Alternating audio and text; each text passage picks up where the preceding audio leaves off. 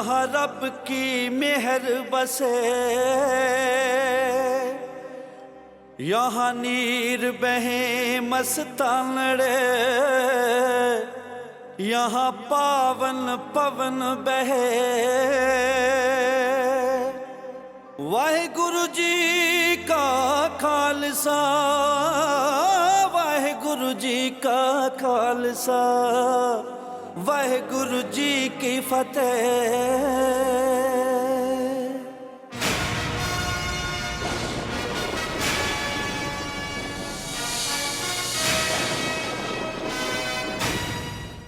आपका ख्याल सही निकला।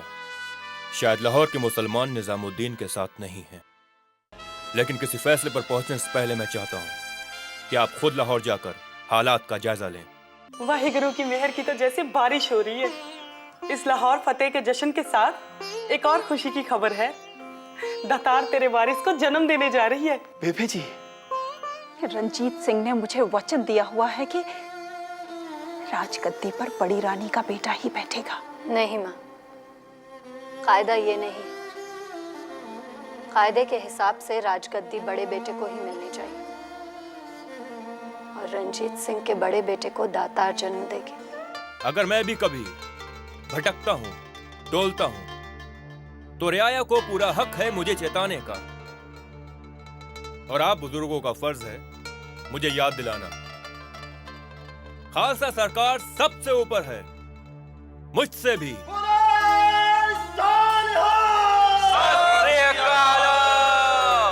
पंजाब की सरजमी से आपका कुछ ज्यादा ही लगाव है। बिला शक उस जरखेज जमीन से हमें बेपनाह मोहब्बत है। वो हमारे पुरखों की जमीन है। लगता है अल्लाह मियां ने भी उसे आपके लिए ही मुंतखब कर रखा है। कि रंजीत सिंह हर बार हमारे ख्वाब मिट्टी में मिला देता है। बहुत से सिख सरदार रंजीत के लाहौर पर काबिज होने से खुश नहीं है। लाहौर ने उन्हें अंदर ही अंदर बांट दिया है। इससे अच्छा मौका हमारे लिए और नहीं होगा। आगे बढ़िए और छीन लीजिए उस जरखेज सरजमी को जो आपकी मुंतजिर है। इस बार हम कोई जल्दबाजी नहीं करना चाहते। मझधार में छोड़ी हर मुहिम अफगानों की साख पर धब्बा है। ये बात हमें अंदर ही अंदर सालती रहती है। हम अपनी ही नजरों में अहमक होकर रह गए हैं। हुजूर की मंशा क्या है फिर? हम सोचते हैं कुछ फौज देकर शाह शुजा को भेज दें। देखें तो सही इस सिख सूबों में क्या हलचल होती है। ऐसी गलती हरगिज ना कीजिएगा हुजूर आली। शाह शुजा आपके भाई हैं, अजीज हैं, लेकिन अगर एक बार पंजाब की सरजमी पर कामयाबी ने उनकी कदम बोशी की तो फिर तमन्नाओं के बांध टूट जाएंगे और फिर बादशाहत की चाहत में तो कोहसारों का भी ईमान हिल जाता है। यही तो हम अफगानों की बदकिस्मती है। अक्लमंदी तो इसी में है कि चंद चुने हुए सिपह सलारों को ही इस मुहिम पर भेजा जाए। वजह फरमाते हैं, हम गौर करेंगे। खुश हूँ, मैं बेहद खुश हूँ। अब्बा जान जिस जगह के लिए मुस्तहक थे उन्हें वो जगह मिल ही गई। अब्बा जान अब शाही हकीम बन गए हैं। गजाला, अब तो तुम दोनों की ठाठ ही ठाठ है। सिर्फ ठाट नहीं, बाट भी, पूरी ठाट बाट। अल्लाह मुबारक करे। अब तो तुम्हारे पास सिफारिशों के लिए आना ही पड़ेगा। आना जरूर आना, हम जरूर सुनेंगे। मगर आज अजीज भाई कहीं दिखाई नहीं दे रहे। पर हम लोगों को पढ़ाएगा कौन? आज हम सबकी छुट्टी। अजीज भाई सिंह साहिब को महल में दवा देने गए हैं। ईद मुबारक हो। ईद मुबारक आपको भी सिंह साहब।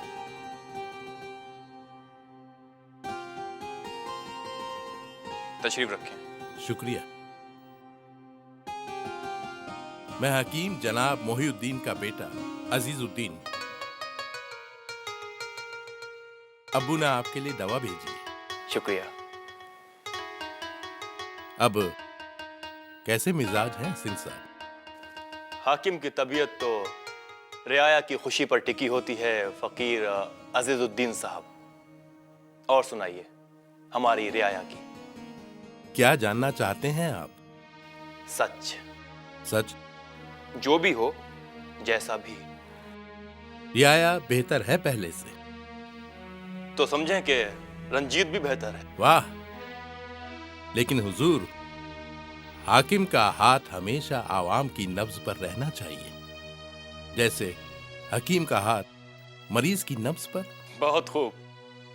तो हिकमत करते हैं आप? जी नहीं, इल्म कमाता हूं, इल्म बांटता हूं। इल्म रोशनी है।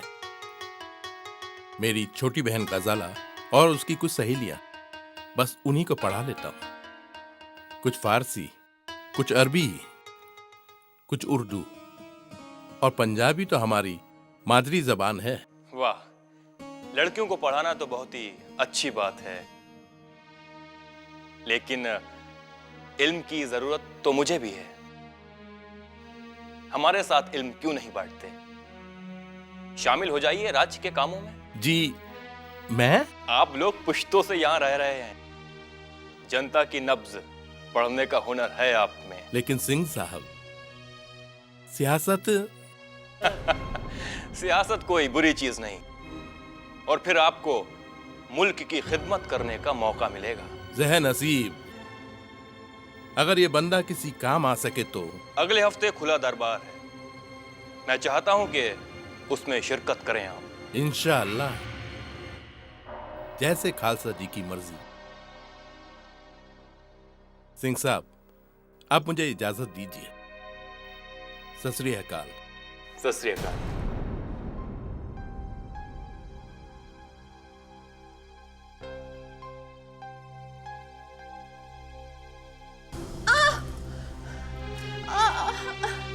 पुत्र, तुझे कितनी बार समझाया है, ऐसी हालत में ज्यादा भागदौड़ नहीं करते। मैंने भी मना किया था, लेकिन ये माने तब ना। मैं मत्तो को बुलवाती हूँ, वो दर्द के लिए बहुत अच्छा काढ़ा बनाती है। भागो, दौड़ के मत्तो को बुला ला। जी रानी साहिबा।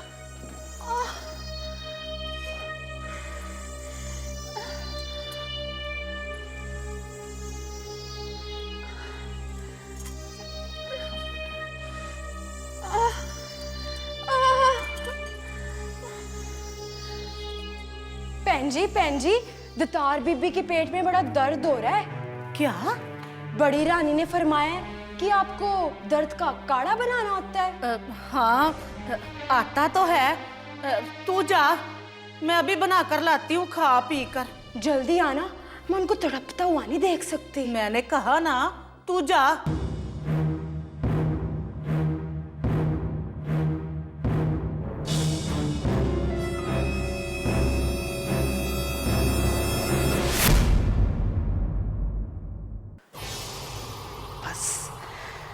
इसी दिन का तो इंतजार था, खा पी कर।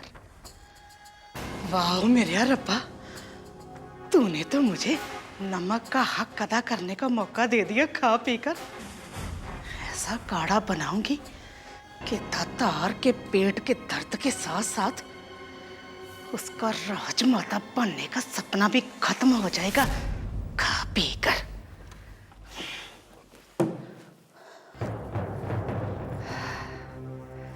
ये पपीते के बीज इसी दिन के लिए तो रखे थे। खा पी कर।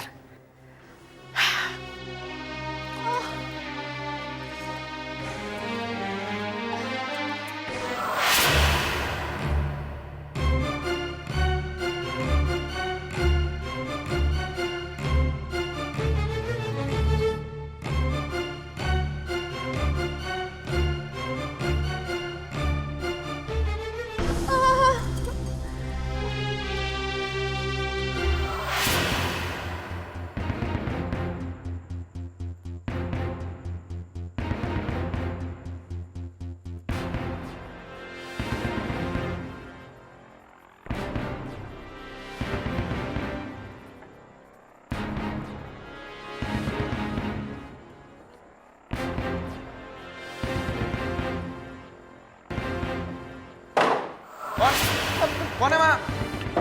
कुछ नहीं। मत्तो, बाबा तू यहाँ क्या कर रही है? कुछ सामान चाहिए था, वो ले रही हूँ। तो मुझे बताती, लंगर खाने का हिसाब किताब रखना मेरा काम है। अभी मैं जरा जल्दी में हूँ, काढ़ा बनाना है ना, बाद में लिखा दूंगी।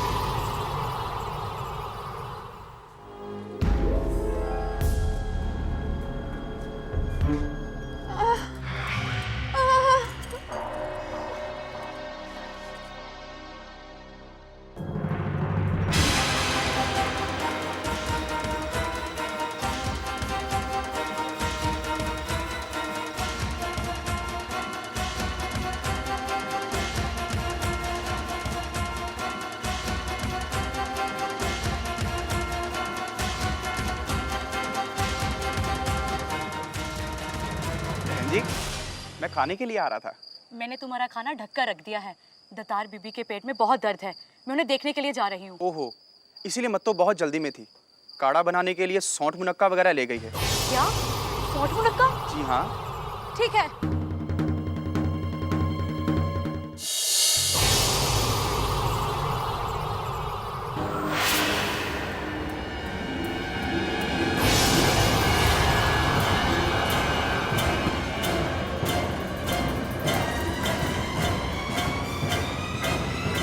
पपीते के बीज? हे भगवान, मत तो कोई अनर्थ ना कर दे।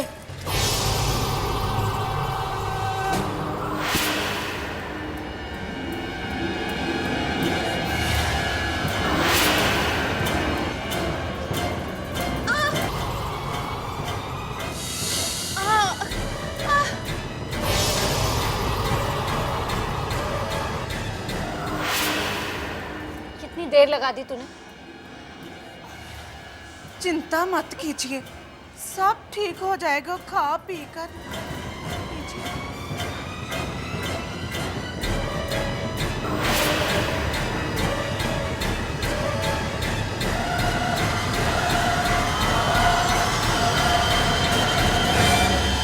रुक जाइए।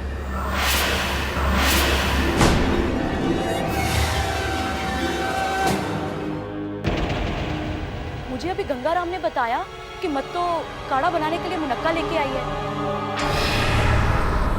बस मैं भागी चली आई। इस हालत में गर्म चीजें दर्द को राहत तो देती हैं, लेकिन बच्चे को नुकसान हो सकता है।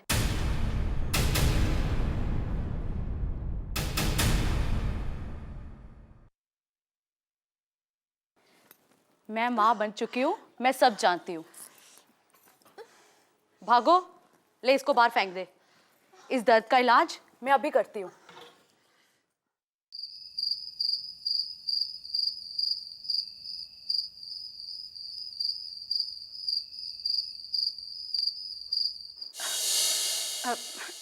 रात बात हो चुकी थी सरकार, सुबह बुला लिया होता खा पी कर। सुबह?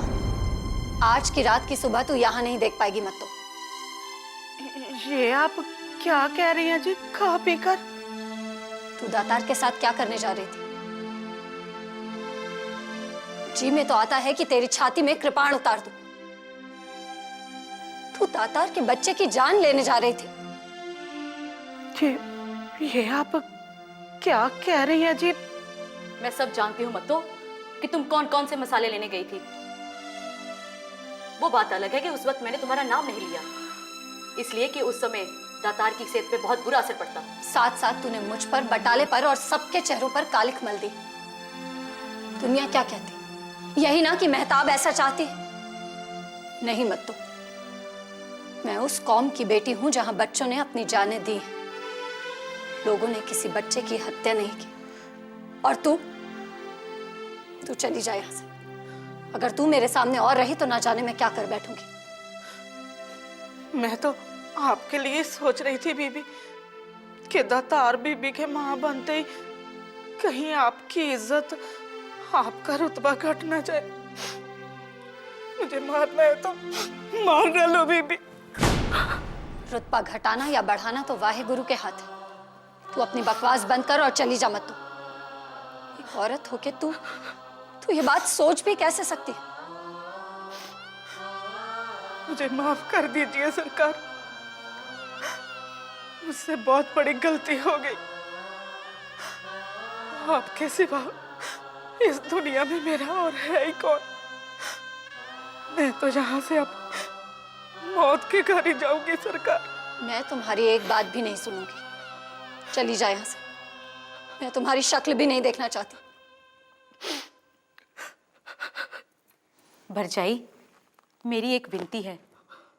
हम यहाँ 3 औरतें खड़ी हैं और मैं जानती हूँ कि मत्तो ने ऐसा किया है। अब उसे इस बात का पछतावा भी है कि वो जो करना चाहती थी उसकी मालकिन वो नहीं चाहती। इसे एक और मौका मिलना चाहिए। मुझे माफ कर दीजिए सरकार। अब तो मुझे भी लग रहा है कि मैं जो करने जा रही थी वो बहुत गलत बात थी सरकार। मैं अपने किए पे शर्मिंदा हूँ। मुझे माफ कर दीजिए, माफ कर दीजिए। ये बात हम तीनों के बीच में रहेगी। वाहे गुरु ने जिसको रक्षा करनी थी उसकी रक्षा कर दी। इसे माफ कर दीजिए।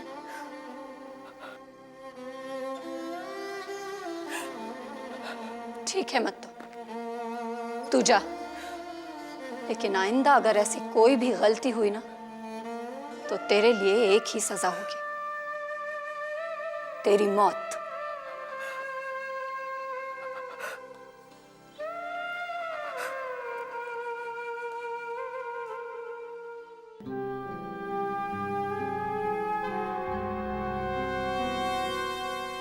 रंजीत का जीत एक हिस्टोरिकल जीत बनते जा रहा है। मैंने फ्रेडरिक को उसका एक फाइल बनाने को कहा है। मैंने उसके दोस्तों की, उसके दुश्मनों की एक लिस्ट बनाया। सर, मेरी समझ में ये नहीं आता कि आप रंजीत की विक्ट्री पर खुश हैं या नाराज हैं। ब्रिटिश सोल्जर कभी किसी और का विक्ट्री पर खुश नहीं होता। ये वर्ड डिक्शनरी में सिर्फ ब्रिटिश सोल्जर के लिए बनाया गया है। सर, रंजीत सिंह के नाम पर थॉमस से मैं ऑलरेडी 20 गिनीज हार चुका हूँ। रंजीत सिंह का फैमिली हिस्ट्री मैंने पता करवाया है। उसका छोड़ो, रंजीत सिंह के सोचो। ये मत भूलो वो अफगानिस्तान के लिए एक चैलेंज है। उधर यूरोप में भी बहुत कुछ हो रहा है। By the way, where is your son Charles? आपका बेटा क्या कर रहा है? Sir, he's studying in Eton. He wants to come back to India. And he wants to join East India Company. Oh, soldier. Like you and me. No, sir. वो India में आकर मद्रास में इंडियन लैंग्वेज सीखना चाहता है।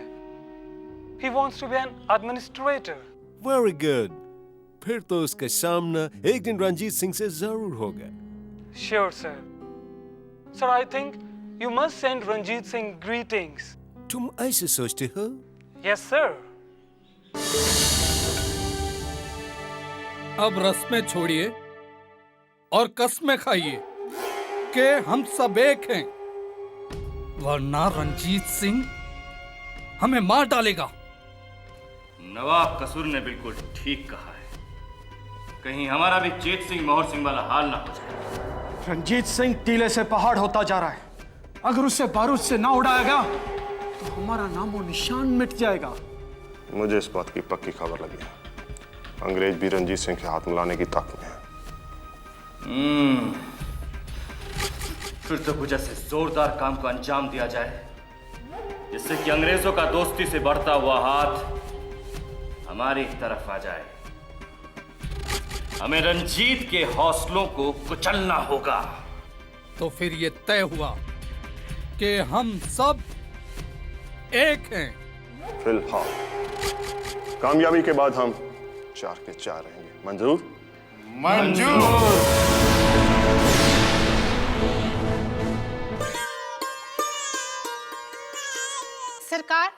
खालसा जी, मुबारकां, बधाइयां। वाहिगुरु की कृपा से राजकुमार आए हैं। वाहिगुरु तेरा लाख लाख शुक्र है। और दातार? वो भी अच्छी हैं। ये लो। राजकुमार नाम रोशन करे, आप ही की तरह इकबाल बुलंद हो। मुबारक हो सिंह साहब, मुबारक हो। आप लोगों को भी।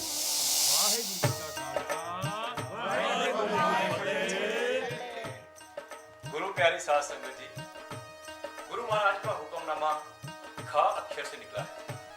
कुचंगी का जन्म क्योंकि कृपाण के धनियों के खानदान में हुआ है, तो इसका नाम खड़क सिंह रख देते हैं।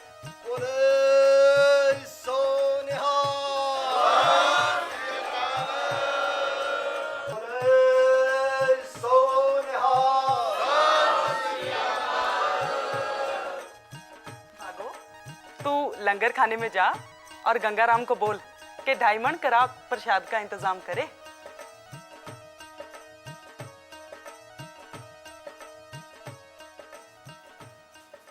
गंगाराम, गंगाराम, गंगाराम। भागो। जी रानी साहिबा का हुक्म है कि 2.5 मन कड़ा प्रसाद तैयार करो। ठीक है, हो जाएगा। भागो। मेरी एक आखिरी बात बताती जा। मुझे तेरी बात में कोई दिलचस्पी नहीं, पर तुझे सुनकर जाना पड़ेगा। रुक जा।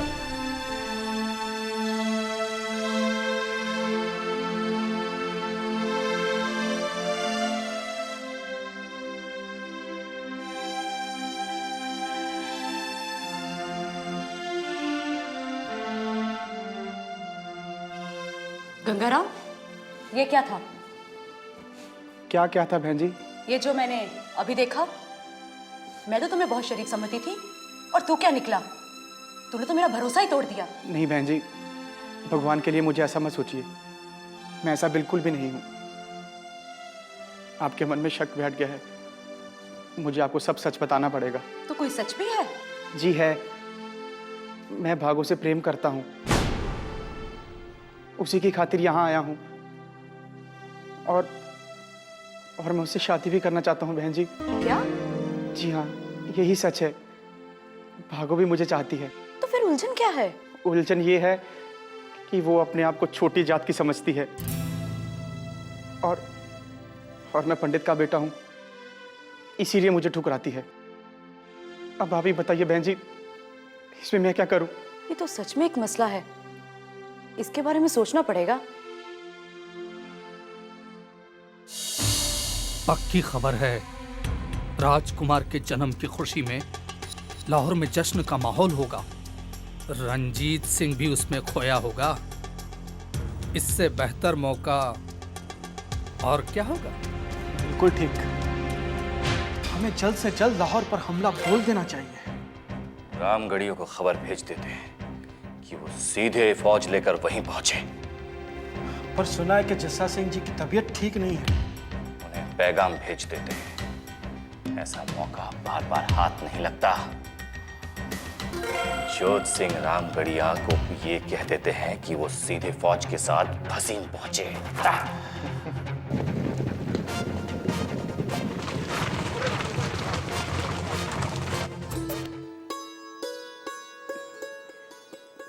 शहजादे, एक सिख की जिंदगी में इससे बढ़िया शुरुआत और क्या हो सकती है। आप हमारी तरफ से जश्न में शिरकत करो, और हम आपकी तरफ से दुश्मन से दो दो हाथ करके आते हैं। इसे ही अपना तोहफा समझो। दुश्मन को भी यही मौका मिला था। दुश्मन तो हर वक्त मौके की तलाश में रहता है। पूरे लाहौर में जश्न का माहौल क्या जंग के माहौल में बदलेगा? नहीं बेबे, रंजीत के जीते जी दुश्मन लाहौर में कभी कदम नहीं रख सकेगा।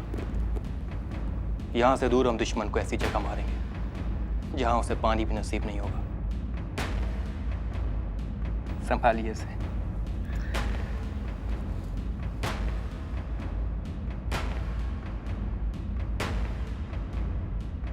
चलता हूँ मैं।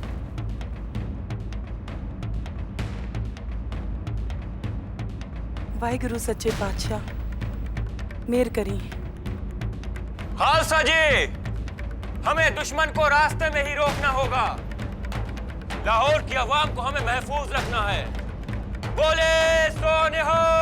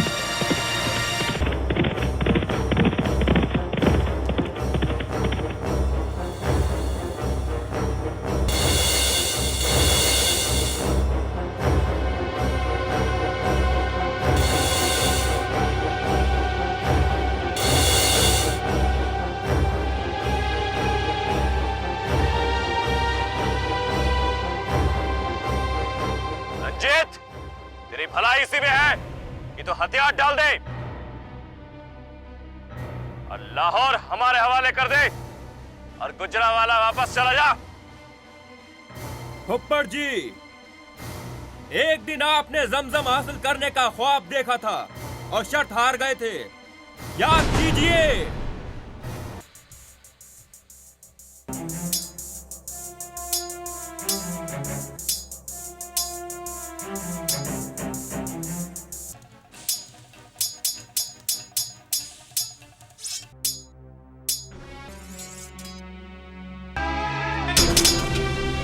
फुप्पड़ जी, शर्त तो अकेले अकेले की थी।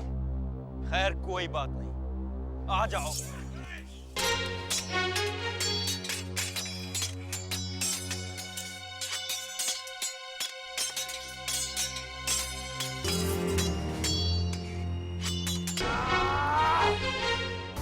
ठीक उसी तरह से आज आपका लाहौर हासिल करने का ख्वाब भी चूर चूर हो जाएगा। इससे बढ़कर और बदकिस्मती क्या होगी इस मुल्क की? क्या आप देश के दुश्मनों अफगानों के साथ मिलकर इस देश के खिलाफ लड़ रहे हो? आपको किसी भी हाल में माफ नहीं किया जाएगा। हाजर जी, हमला!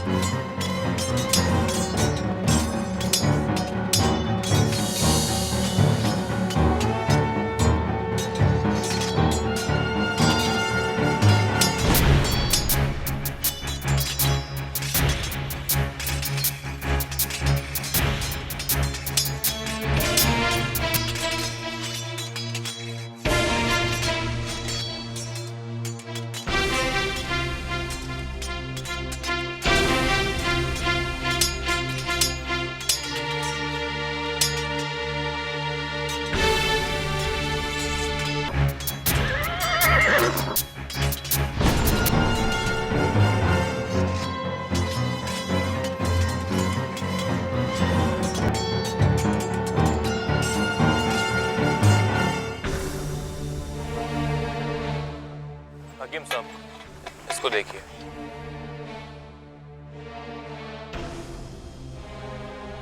जल्द ही चंगे हो जाओगे।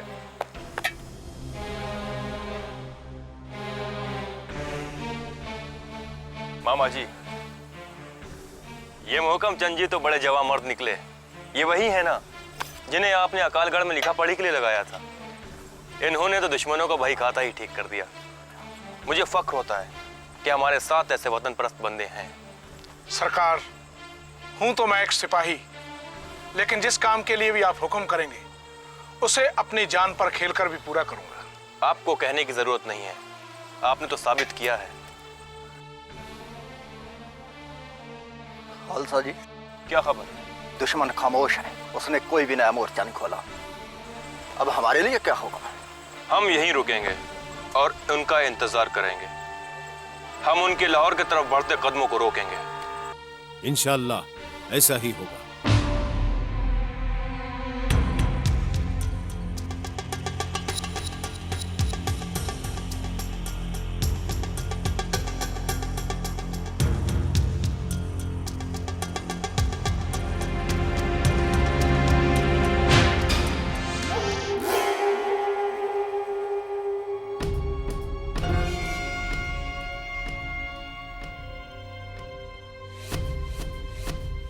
हमारा बहुत नुकसान हुआ है, बहुत नुकसान। रंजीत ने हमारा आगे बढ़ना रोक दिया है। अब हम पीछे भी तो नहीं मुड़ सकते।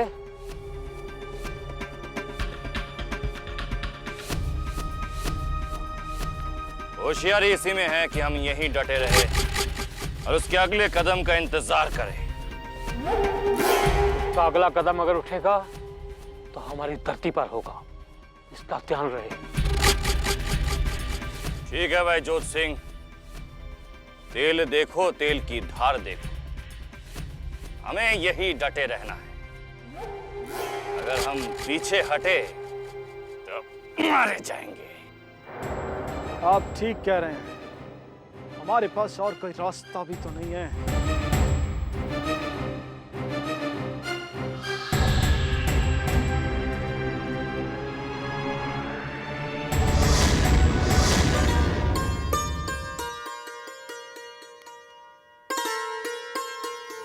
सत श्री अकाल।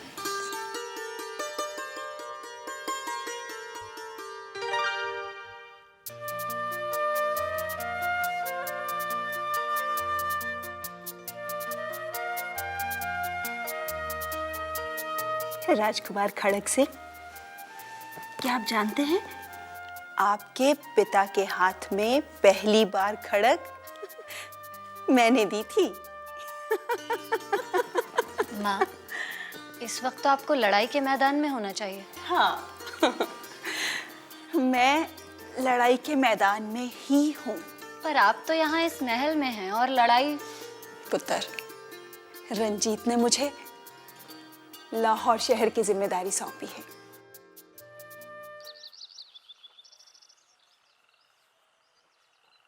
सरकार, 3 महीने हो गए यहाँ मोर्चा डाले। महकम चंद जी, हमलावर तो वही है, हम तो सिर्फ बचाव के लिए आए हैं। कहीं ऐसा तो नहीं है सरकार कि उन्होंने किसी अफगान को मदद के लिए बुलाया हो? नहीं महकम चंद जी, शाहजमा अब नहीं आएगा। दिल्ली की हुकूमत अब दिल्ली के आसपास ही सिमट के रह जाएगी। सच पूछिए तो मुझे फिक्र इन भंगियों की नहीं है। सबसे ज्यादा फिक्र मुझे अपने जांबाज सिपाहियों की है जो 3 महीने से यहां डटे हुए हैं।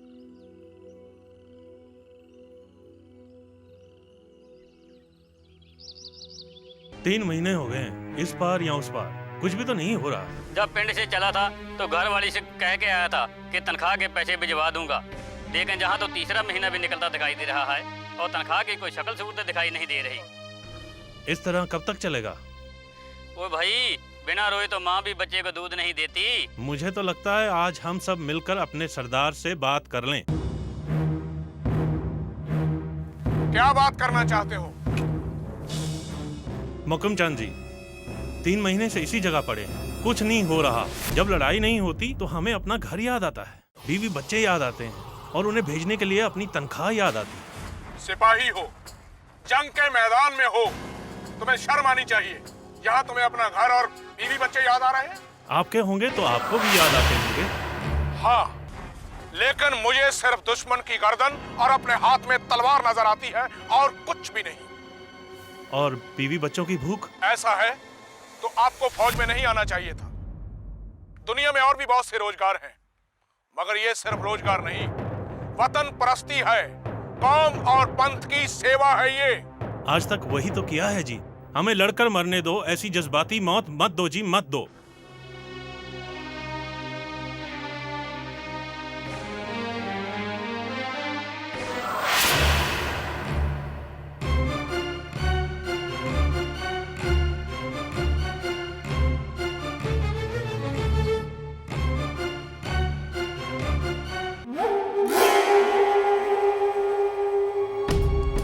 सिंह, बस बहुत हो गई, अब बंद करो। क्या क्या बंद करोगे साहिब सिंह जी? लड़ाई बंद, रास्ते बंद, मोर्चे बंद, और तो और हमारी तकदीर के दरवाजे बंद। अगर बंदी करना है साहिब सिंह जी, तो रंजीत का आगे बढ़ना बंद करो। उसके बाद मैं पीना बंद करूंगा। खालसा जी, खालसा जी। गुलाब सिंह जी इस वक्त कुछ भी नहीं सुनेंगे। क्या बात है, बताओ। जेलम के इलाके से खबर आई है कि वहाँ अफगानों को देखा गया है, और ऐसा लगता है कि वो वहाँ इकट्ठा होकर हमले की ताक में है। सिपाह सलार भाग सिंह आप गुलाब सिंह जी के सिपाह सलार फतेह सिंह धन्नी को लेकर जेलम की तरफ निकल जाए।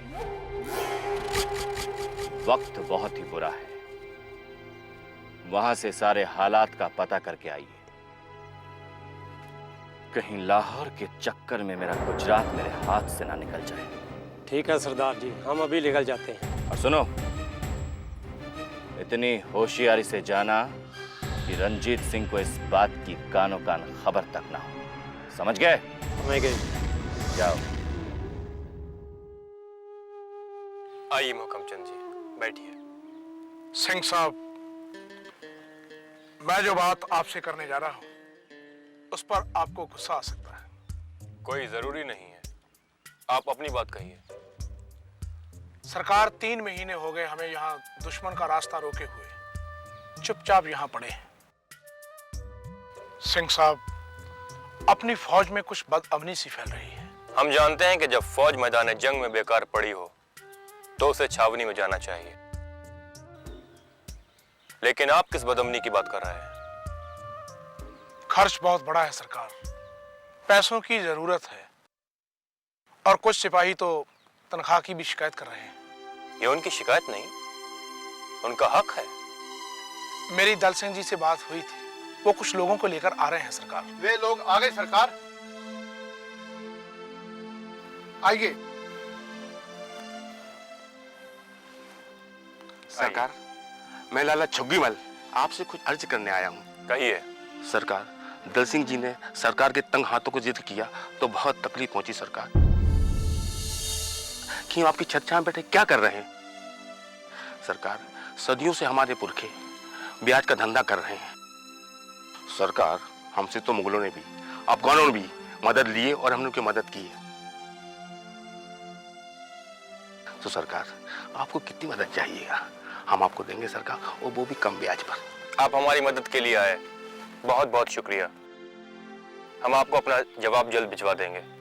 सरकार, मदद तो एक हाथ दे दूसरा हाथ ले वाली चीज है सरकार। हमने कहा, हम कह चुके। मामा जी, इन्हें शहर तक हिफाजत से छुड़वा कर आइए। हम खुद चले जाएंगे सरकार। पुत्र रंजीत, मैं कितनी मुश्किल से उन सबको घेर कर तुम्हारी मुश्किल आसान करने के लिए लाया था, लेकिन तुमने सबको टका सा जवाब दे दिया। मामा जी, आपने सुना नहीं उन्होंने क्या कहा? इस हाथ ले उस हाथ दे। मैं ये नहीं चाहता, क्योंकि लेने वाला हाथ हमेशा नीचे रहता है और देने वाला ऊपर। अगर मैं कभी हाथ फैलाऊंगा तो सिर्फ वाहेगुरु के सामने और कहीं नहीं। नानक नाम चढ़दी कला, तेरे बाणे सरबत दा भला। सतनाम श्री वाहेगुरु जी। वाहेगुरु, आप तो जानी जान हो, आपसे कुछ भी नहीं छुपा। आप तो किसी को कुछ देने के लिए मांगने वाले के हाथ को भी उठने नहीं देते। मैं आपका एक बंदा, बहुत मामूली बंदा, आपके सामने एक अर्जी रखता हूं। वाहेगुरु जी का खालसा, वाहेगुरु जी की फतह। सरकार, राजमाता जी ने आपको याद किया है। क्यों?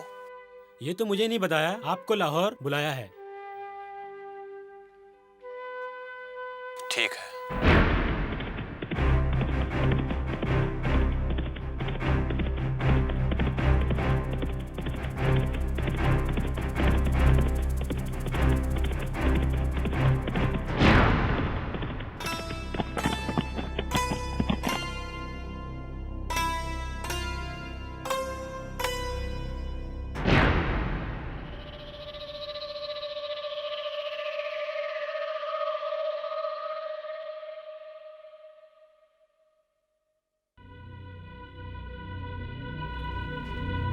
सरकार, खालसा जी आ रहे हैं।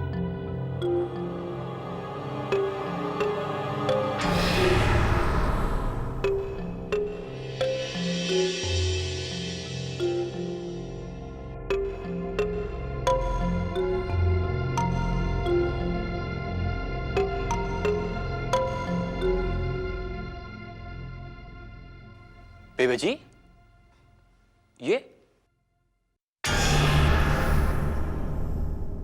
ये सब क्या है? कुछ नहीं पुत्र, महल के सब लोगों ने अपने जेवर उतार दिए हैं। बेबे जी, ये मातम क्यों? हमने कोई जंग नहीं हारी, हम तो मोर्चे पर डटे हुए हैं। वाहिगुरु जी की कृपा से तू कभी कोई जंग ना हारे पुत्र। बेबे, तो आप सबका यूं जेवर उतार देना किस बात की ओर इशारा करता है? रंजीत, ये तो बड़ी सीधी सादी सी बात है पुत्र। वो फौजी जो लड़ाई के मैदान में अपने वतन की खातिर डटे हुए हैं, क्या उनके लिए हमारा कोई फर्ज नहीं बनता?